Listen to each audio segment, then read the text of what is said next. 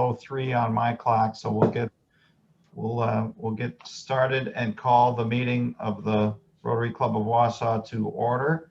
Thank you everyone for coming. We've got a good program today. So first up, I think we've got an invocation. Deb, are you all set? Sir. Okay. Yes. Okay, if you join me. With our friends beside us, albeit on screen, and no person beneath us except for on screen.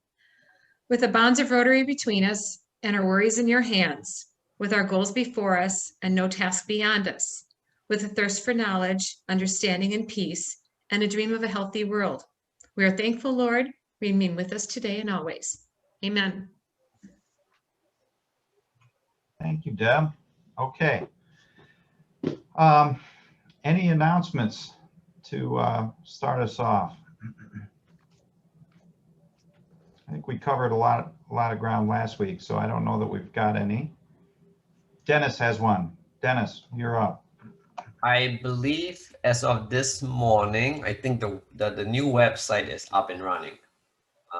In some computers, you might still see the old site, like my computer, but I double checked with DeckDB and they said the website's running, so we should be good.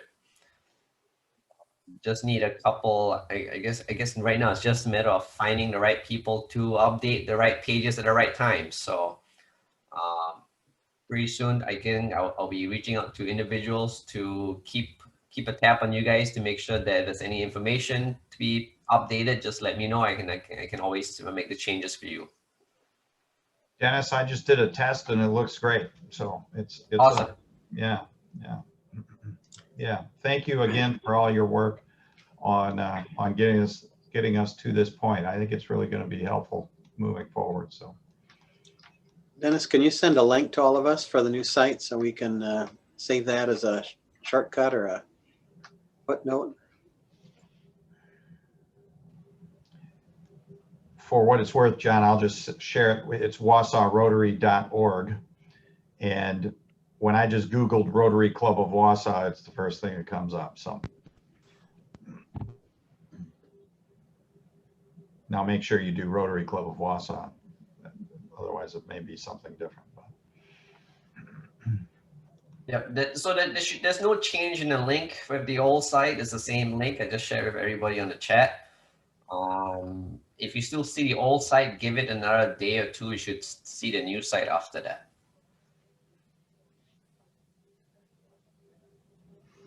Okay. Well, thanks again, Dennis. Appreciate it. And I would encourage every club member to kind of just poke around a little bit.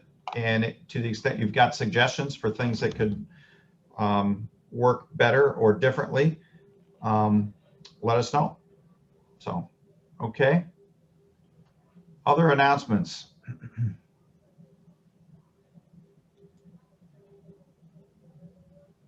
Andrew, I don't know if you've got handy. Could you just maybe run through our upcoming speakers for the next, say, 4 weeks or so? Would you mind doing that?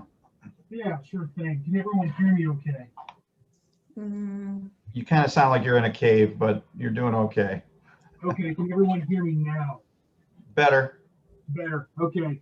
Well, good afternoon, ladies and gentlemen. I will share our program schedule as soon as it loads.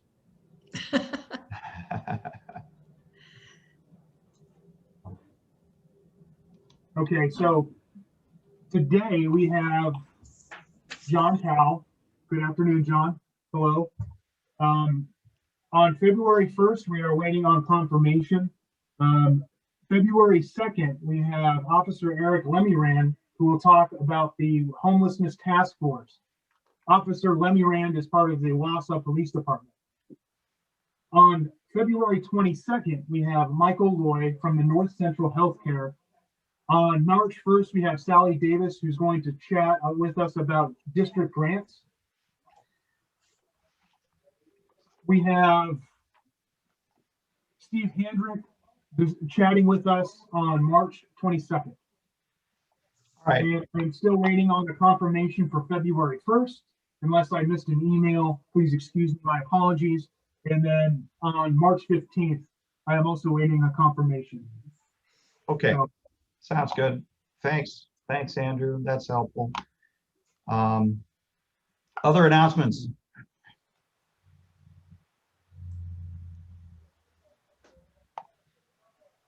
Okay, happy dollars. Let's start those out. I'll start us out today. I haven't had time to round somebody up. So any happy dollars to start us out?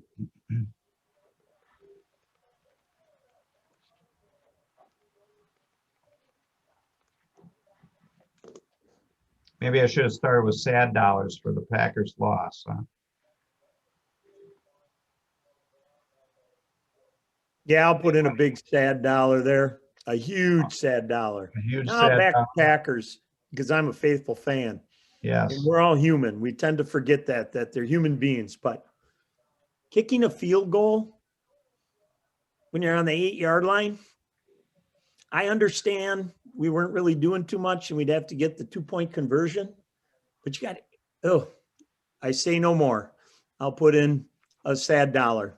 I'm still a Packer fan, diehard, but oh man alive, that was a tough loss. I think we've got some Bears and Vikings fans sprinkled in here to some degree. I would think they'd be ponying up some happy dollars for this, but I'm not sure if I can identify them or want to call them out. Maybe John is a Bears fan. I'm not sure if he's been converted or anything like that. Hopefully Packers. Packers since 1990. All right. Very good. Impressive. Very sad day yesterday. Good. All right. Other happy dollars. Let's go back to happy dollars. Everybody's tired today. Yeah, I can do it. Tanya's got one. All right. Yeah, sure. I mean, it's kind of an oddly happy, relieved dollar. So, and then Deb will be able to note this in her notes as well. So I'm going to be out starting mid-February for about a month for a medical procedure.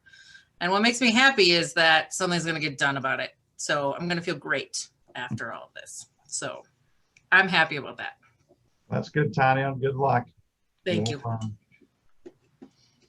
I'll counter my pessimism and negative statement with the sad dollar with a very happy dollar. My son, who was married a little over a year ago, he was a youth rotar when he was in high school, lives in Portland with his wife, and he just received an offer from Montana State in Bozeman to attend graduate school there on a scholarship that pays for everything, including a housing allotment for him to hopefully end goal, get his PhD. And so they will be moving to Bozeman, Montana in June. Very good. Yeah, very happy about that. What's he studying, Brad? Well, he's currently a high school teacher, but he got accepted and he's going to be pursuing a doctorate in psychology. Very good. Brad, I see a future road trip for you and I. Your son in Bozeman and mine in Helena. There we go. Hey, you just, it's on. With 30 odd sixes Exactly. and elk permits. I was And gonna- fly rods.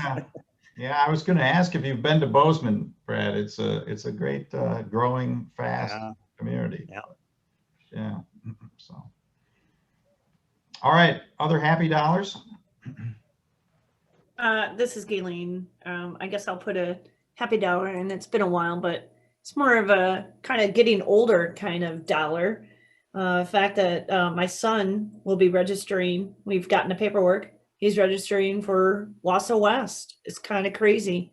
So he's been at Trinity Lutheran since he was 9 weeks old. So we got some big changes coming up on the horizon in our family. So. Good. And he's excited about playing football. So that's all he talks about. I'll put in a happy dollar.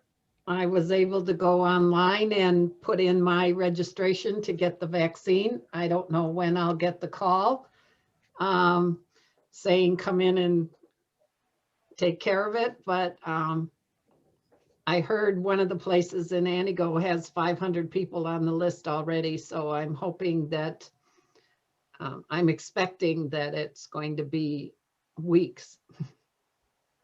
But we'll see. Us Goldie oldies get it first. Can I ask Rosemary, how were you made aware that, you know, you could sign up and where to go? Was it just sort of the general news media or what? I heard from my son, Joe, are you signed up? And I said, no, I'm not 75 or older yet. And he said, no, it's 65 or older. And I said, well, I haven't seen anything yet for Langley County. And then I got the newspaper the next day and there was a big article with the phone number and where to go online. Okay. To sign up, so. All right.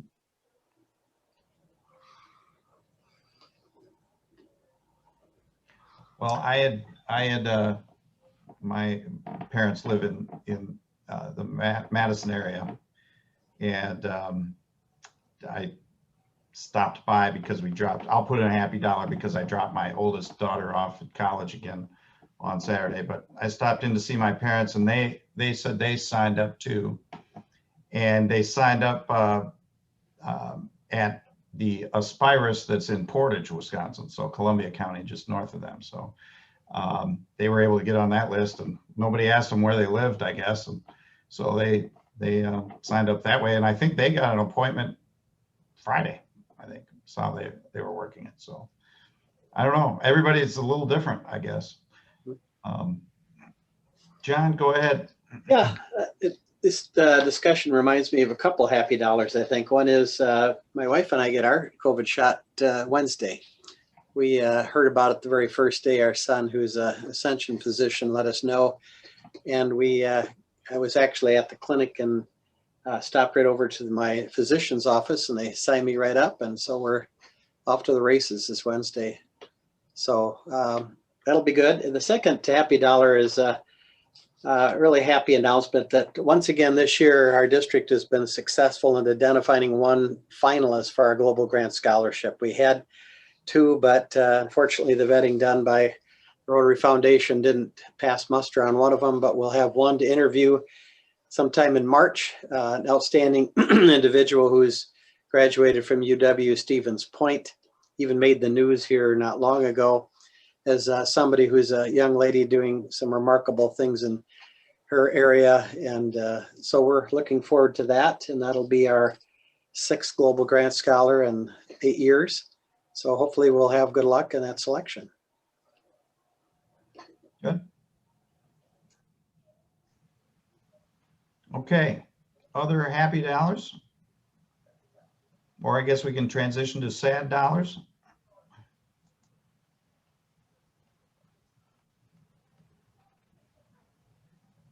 I'll put in $1 for the passing of Hank Aaron. He was a great man in a lot of ways. So I saw that over the weekend, and that takes me back a little bit. But Not as far as me.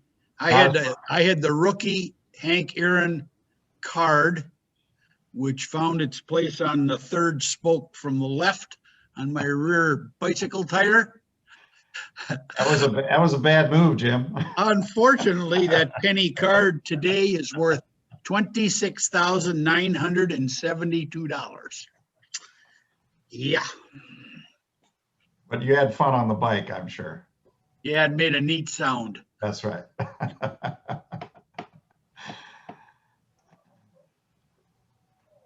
Other sad dollars. Jim, we have some kids here that probably don't understand the baseball card on the spokes thing. Oh yeah. We used to take a clothespin and put the baseball card on your spoke of your bicycle. So when the wheel went around with 5 or 10, 20 cards flapping, it made a sound that bicycles normally didn't make any sound at all. So who came up with that idea, I'd like to just slap him because he just cost me $26,972. Well, and that doesn't include, and then you grow up and buy motorcycles, Harley Davidsons, right, Jim? Isn't that how it works? That's exactly right. All right. Any other last chance? Fess up dollars, I guess. Anybody have any fess up dollars?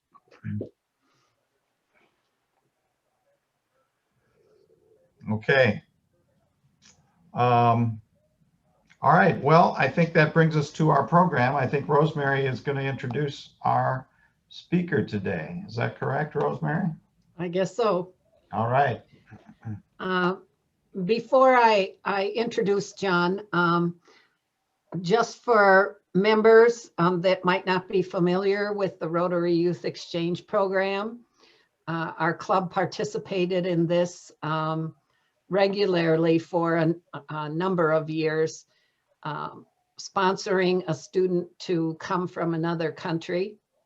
Usually that student stayed with Rotary members. There would be 3 during the year. So a student stayed for 3 months and then moved on to another family so that they could see how American families live and how different families do things. Then we expanded it, and I think that we might have 1 Rotarian and maybe 2 families that weren't Rotary families. So it's varied over the years, but I think it's a wonderful program. The whole idea of the program is that if students from other countries come and live in America, or American students go to other countries, by seeing other people and making friends and families there, it will help to bring world peace, because you wouldn't think of doing something horrid to a family that you lived with. So Mike and I supported this. We had multiple Rotary Youth Exchange students, and one of them was John Powell. And John came in January from Australia. As I mentioned earlier, students from the Southern Hemisphere generally come in the middle of the school year.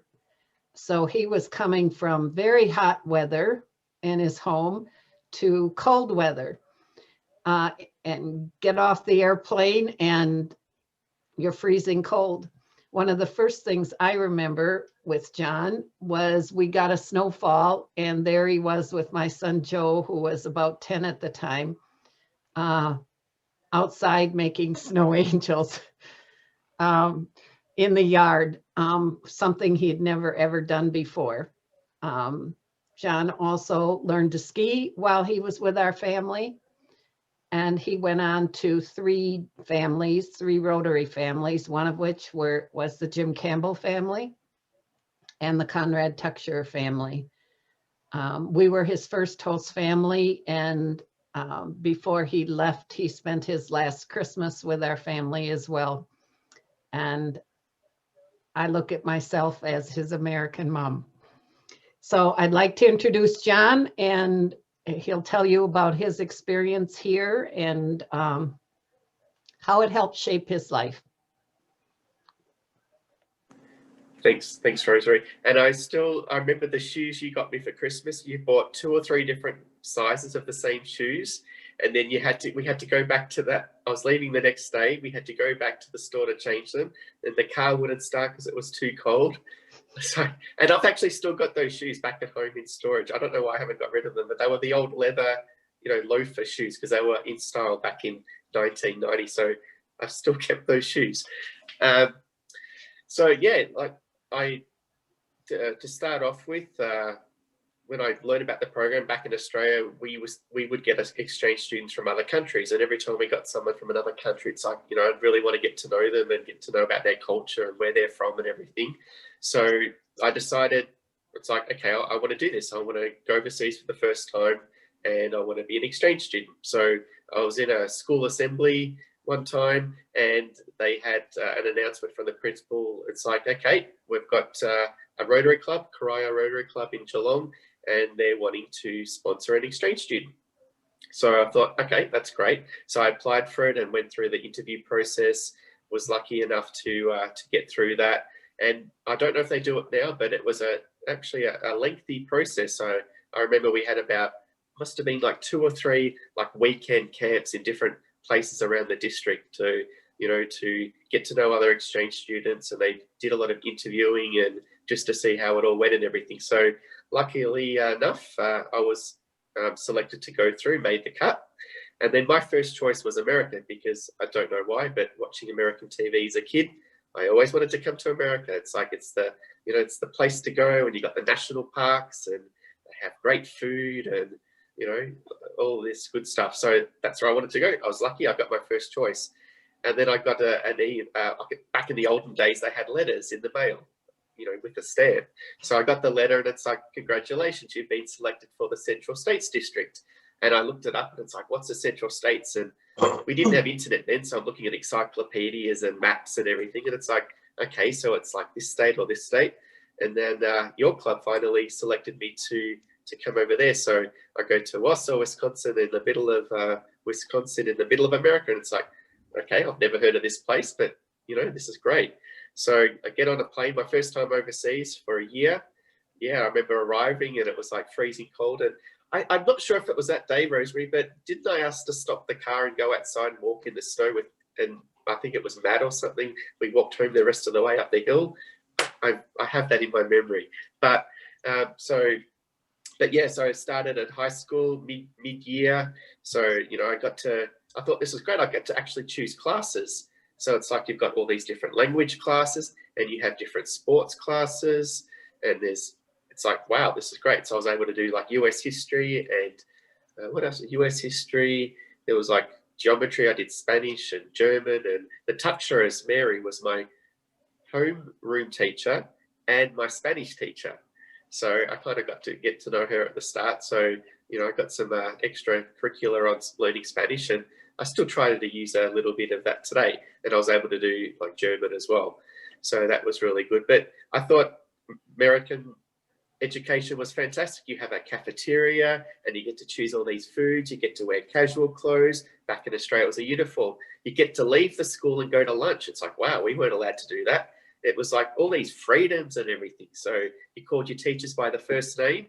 Back in Australia, it was Mr. or Mrs. or Miss or whatever. So that, whilst I spoke English, it was like, it was actually a different experience.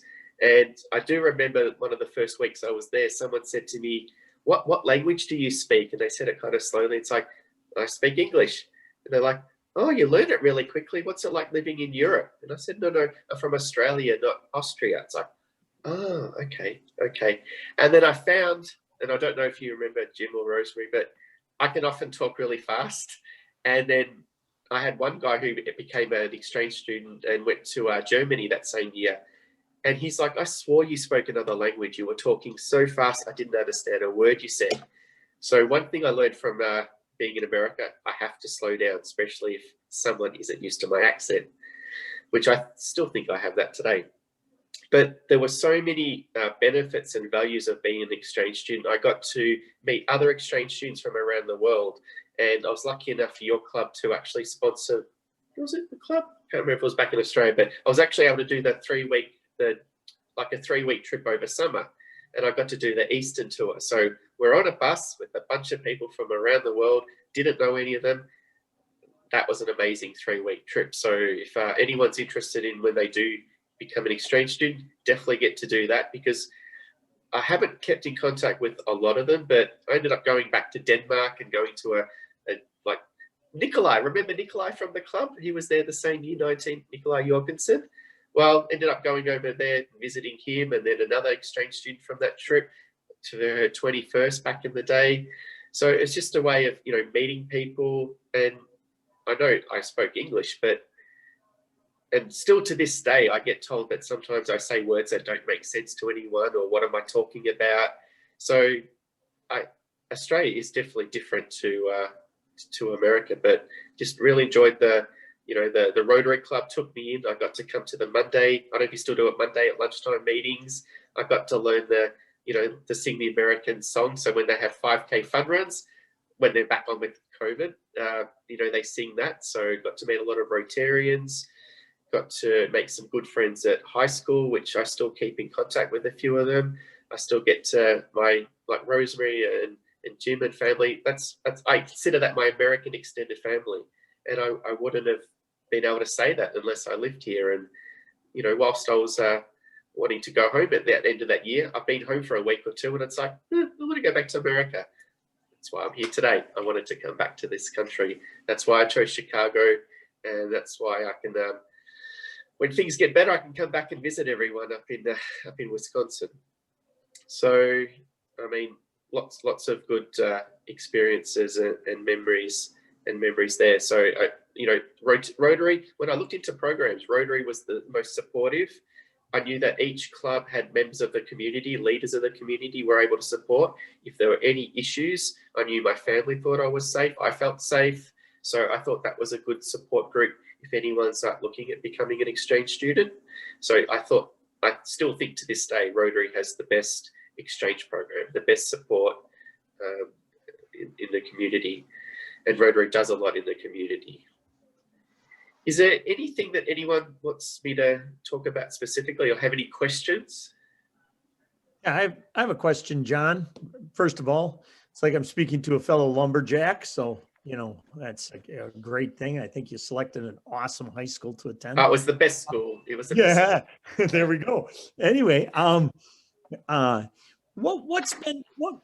you've had a few years to kind of reflect on that experience, what was your biggest takeaway from it, and what advice would you give other high school students based on your experience as an exchange student? Yeah, that's a good question. So for me, I think it actually made me a bit more confident, realizing that if I can move halfway around the world for a year, not knowing anyone, not knowing anything. And I mean, if you had another language on top of that, I mean, it would be, even more extraordinary. But just, definitely give it an opportunity, give it a go, because it opened up my eyes to what I wanted to do. Like, I didn't know I wanted to work in finance until, it's like, well, what does Rosemary do? And she let me sort of be in the office every now and then. It's like, oh, financial planning. So I went into banking, but that kind of drove my, direction with career. And, Rosemary was always giving me advice, and Jim and everyone else. And it's kind of like I had other parents that I needed to make sure that I was doing the right thing by. So it kind of made me want to be able to take more opportunities and chances and, and meet more people. I think I became a bit more outgoing. Like, I don't know. I felt like if I could do the exchange program again, if I could be an exchange student at the age of 48, I might do things differently. But, it got me to where I am today. And Rosemary's like, get an education. And it's like, yeah, I want to travel the world. It's like, John, you need to be able to have money. You need a job to be able to do that. So it's like, so I finally realized I needed to do that. So I got a normal banking degree, and then I got a master's degree. And, I wouldn't have done anything. I wouldn't be here today. I wouldn't be in Chicago if it wasn't for Rotary, being an exchange student. Thank you. I think the group should know that John works for JP Morgan in Chicago in their international banking division. As he said, when he first came, his goal was to become a pilot so he could travel and see the world, and never really talked much about education. So we did push that, and he went back to Australia and, like he said, got his degree and even a master's degree in training and education. And it's taken him all over the world. He's lived in Japan for a few years. He came to the US when he finally got a green card, and we're glad to have him close by. And when he talks about the cold weather, the day or two before he left to go home, it was Christmas. And that particular Christmas, in the morning, it was minus 25 degrees. And he wanted to go skiing one more time. So the family took him out to the ski hill, and he actually went skiing. It had to be 20 below zero, but that was Christmas Day. And I think he left like the day after. Yeah, pretty Boxing close Day, to yeah. the day after. It's a lot of experiences that all the RY students get, seeing how other people live, learning new things, being with other RY students. It's a wonderful program, and I hope once COVID is over, we might be able to participate a little bit more. The last our club participated, I think, was the summer exchange, where a student goes from here for 3 weeks and lives with a family in another country, and then that family sends their child back with the student from America and lives with his family for 3 weeks. But a year is entirely different than a 3-week meet someone and live with them and try to learn about them. Like I said, I think it's a wonderful program. This year we didn't have the Love is International weekend where all the Rotary Youth Exchange students come and go to Sylvan Hill and sled and stay at the Girl Scout building, Camp de l'Eau Claire, and really spend quality time with one another. When you see them all interacting, you know that this is one world and we all care about one another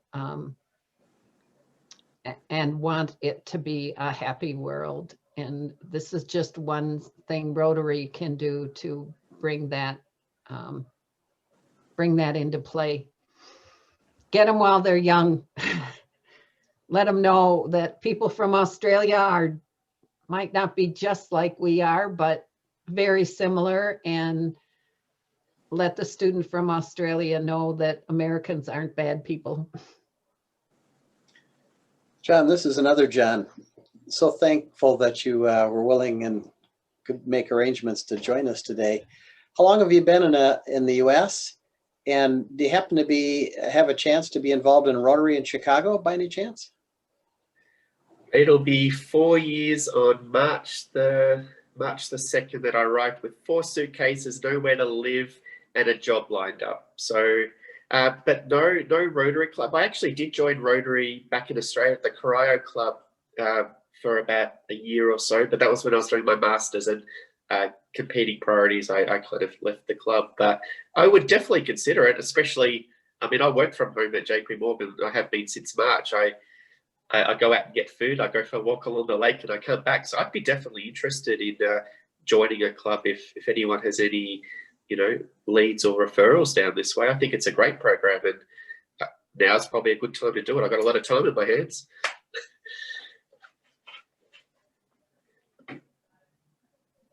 Hey, John, this is Brad Peck. I have a question. One of our members is having sound problems. His name's Jeff Sargent. And he has a question. It said, what did you wish you knew before you got here? Were there any surprises? That's a good question. Any surprises? I don't know. Oh, maybe, okay, I do. Maybe I should have saved more money, because I found when I got to America, I like to spend money and buy clothes and food and stuff, and I kind of ran out a bit earlier than I thought. So I wish if I had have known earlier, I would have saved more. I can't think, Rosemary, Jim. I was going to say, John ran out of money when he was here 6 months, and he ended up working at St. Clair's, doing odds and ends for some extra spending money. I think you ran out of money when you were on the 3-week trip across the East Coast. It's lucky I work for a bank now. And Rosemary, I suspect you have to clarify, that was the St. Clair's, the men's the men's clothing store, not St. Clair's, the hospital, right? Correct. Yes. Correct. Back then. Yeah, I recall John had more credit cards than I did. And I got a big kick out of it when I found out he went into international banking. If I recall, he used one credit card to pay off the other credit card at some point, because you were just stone broke. You got to make things work. It sounds like Gayleen may have a question. Yeah, this is Gayleen. So I obviously have a very soft place, my heart for Australians. I have family that lives in Australia, so yeah, they've been there. My uncle moved to Australia back in the day when they actually paid people to move there, and that was in 1958. So he'll be celebrating his 90th birthday this September. So I made it back down there for his 80th birthday. So we'll have to see what brings. But I also hosted an Australian through a different program, not Rotary, for a semester. And she is 2 years ago. And I know she wants to come back, John, to the United States. So what advice would you have for me to give to our former exchange student about what it takes to get back to the United States? That's a good question. So as soon as I got back, I sort of looked into how do you get a green card? And then I'm not sure if they still do it today, but the green card lottery. So I looked at the requirements of what was required, and I realized you needed to have a high school education, a degree, relevant work experience. I think they were the main things. Money saved up, so I made sure I was saving money so I could do it. So I applied for that, and I applied through an agency, so they made sure the application was correct. And I think I did it for about 20 years of applying every year. Finally got this big package in the mail from somewhere in Kentucky or somewhere, wherever it was, saying, congratulations, you are one of the 767, people for that year picked out of Australians that have applied. So, excuse me. So it's, make sure if she's interested, to look at the criteria and, make sure she works towards those goals. So definitely get the education, get some work experience, because you may get picked in the lottery, but if you don't have that and you can't prove it, then you may have got the draw, but you actually have to meet the criteria at the end. It's either that or she meets someone and, gets married and stuff, but I probably wouldn't, suggest that. Maybe go down the, applying for the green card. They do have some sort of Australia and US visas, like there's an E something and an I something, but so she could definitely look on the US or Australian consulate's website. I don't know, each administration alters and changes what they do, so I'm not sure if that's going to change or has changed. But yeah, if she's really wanting to do it, it's it took me a while to get here, but I was meant to get here when I was meant to get here, and I needed to do stuff in Australia, and loving it, no regrets. I never knew what was going to happen here. I'm 4 years in, and so far so good. I do have a couple of credit cards, but I pay them off in full, and I get frequent flyer miles, so I can do some free trips and stuff. So I've worked it out. I learned my lessons early on, but I definitely pay them in full. I don't pay interest. Well, and I appreciate the feedback too, and it's interesting hearing your perspective and also hers when she came. She was just dumbfounded. I just could not. She didn't realize that she didn't believe that Walmart actually existed. So when she came, and she was just the look on her face was priceless. Of her looking at Walmart and being in Walmart, it was just crazy. And the different variety of Oreo cookies, that was something else that she really got fascinated with. So that was one of her favorite things. But just so you know, I had led the group for our summer exchange program. It was our way to get back. When I was president, that was one of my goals, because we had, it had been many years between the time that we had exchange students through the Rotary program. So the summer program was our way to kind of dip our toe in the water. And unfortunately, COVID put a kibosh on that this past summer. So hopefully we can get back into the swing of things again. I know my son is really interested in participating in the program when he gets eligible. So awesome, definitely worthwhile. It's a once in a life. I always say it's the best year of my life so far, because hey, I still want to do more things and travel and experience life. But I can't imagine not being an exchange student. If I looked back on it, I mean, I don't know. I can't imagine it. Life would not be the same without doing it. So definitely highly recommend it. I mean, I was nervous towards the end of actually coming over, but you know, sometimes you have to take a leap of faith, and Rotary provides that place of, you know, accepting and integrating and being supportive. So it's the best program. I think Does- I think Jim Campbell should describe his background photo. I know as people were joining, I heard some conversation about that, but Jim, can you give us a little of the backstory around that photo? Well, the Barnes and the Campbells had a big dinner, I believe, and that looks like my house, judging by the wildlife pictures. Rosemary is the attractive brunette with the red dress on in the back. My oldest son, Kirk, is next to her. Below Kirk is Mike's husband we lost a few years ago, Mike Barnes. In the middle, of course, is John. And Kenny Rogers is down there in the left corner. Right, singing the gambler, right, Jim? Islands in the Stream. Oh, okay. Does anyone know whether they still have the same rule for the RI program, the full year, that a student can't be a member of a Rotary family? Did they change that? Debbie, I see you shaking your head. So you're telling me my son can't participate? No, she's saying that rule has been waived. That rule is, from what I read on the website a while back, that they changed that rule. Okay. But I'll double check it, but I'm pretty sure that one of my kids are too old now, but that are like Galen's child could participate. Well, we'll cross that bridge to come with it when it comes along too. So it's a few years before he would be eligible anyhow. So yeah.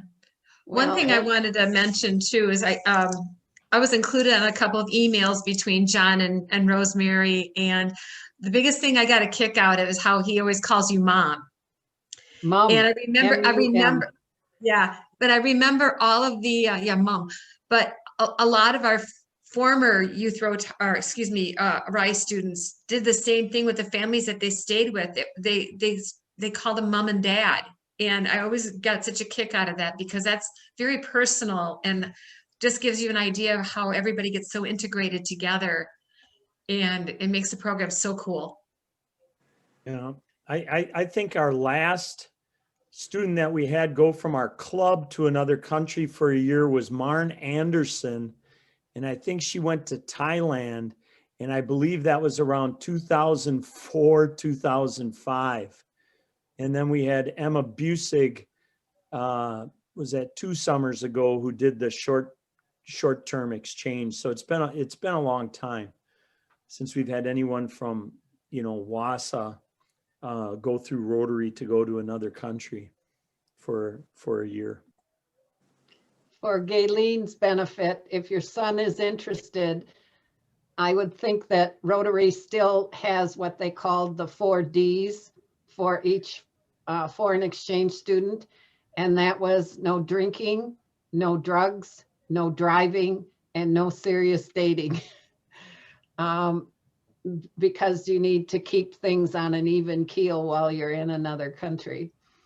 But that always stuck with me as a way to guide your life while you're here. I wouldn't expect anything less. So absolutely.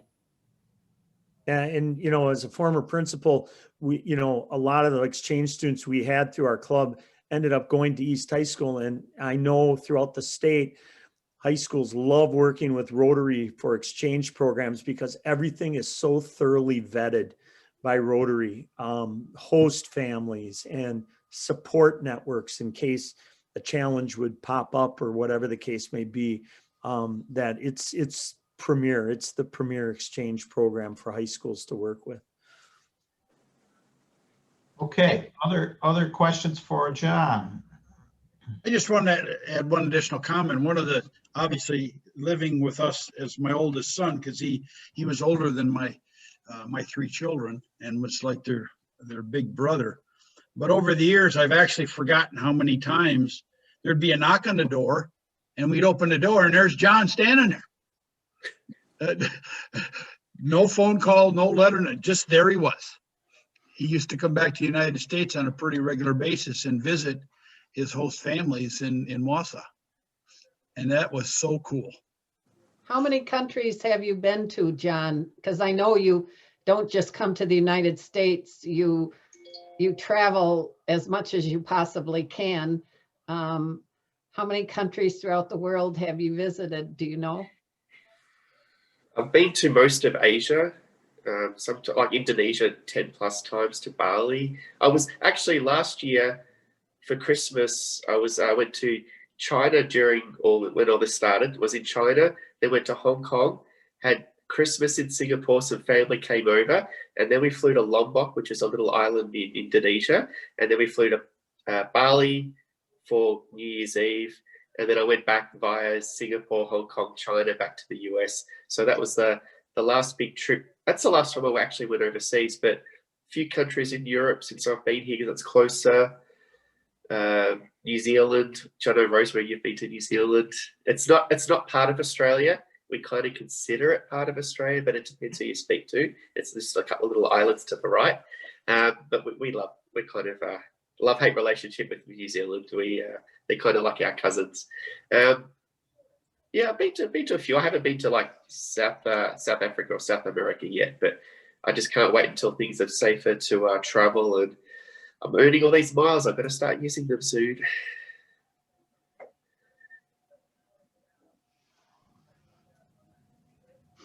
All right. Anything else for John? Well, John, let me say on behalf of the club, thank you for joining us today. Very much appreciated. This is a great opportunity for those of us who joined the club after your time to get to know you a little bit, and we appreciate learning more about your experience, and I echo the comments of the others who have said I really think this is a great aspect of Rotary, and it would be great to get it going again inside our club. So thank you, John, for your participation today. No worries. Thank you for letting me speak and get to see you all and some new faces as well. So really appreciate your time. Yes, you're welcome to come back to Wausau and join us in person anytime once we get through this pandemic thing. So love it. Let me know, and I'll do a day trip or so. Come for the weekend. Good. Okay. Anything else for the good of the order? Otherwise, John Overland is ready and ready to take us out with the four-way test. John, the floor is yours. Sure. And just briefly before I do that, because I jumped on a little late, I apologize. I don't know if Andrew had a chance to plug next week's speaker. I recruited him, so I'll do a little plug, Andrew, if that's all right. Yeah, That's perfect. Yes. Yeah, that's absolutely fine. I can't hear you. Did you say anything about the speaker next week or not? Yeah, it's absolutely fine. Does that mean yes? Because Yeah. I can't hear you. Okay, then we're good. Then I won't plug him, other than it's Mike Murphy and he'll be glad to participate. So then on to the four-way test. Sorry. Of the things we think, say, and do, is it the truth? Is it fair to all concerned? Will it build goodwill and better friendships? And will it be beneficial to all concerned? All right. Thanks, John. Thanks, everybody. We'll see you next week. Thank you. Bye. Take care. Bye-bye. See you soon. Thank you.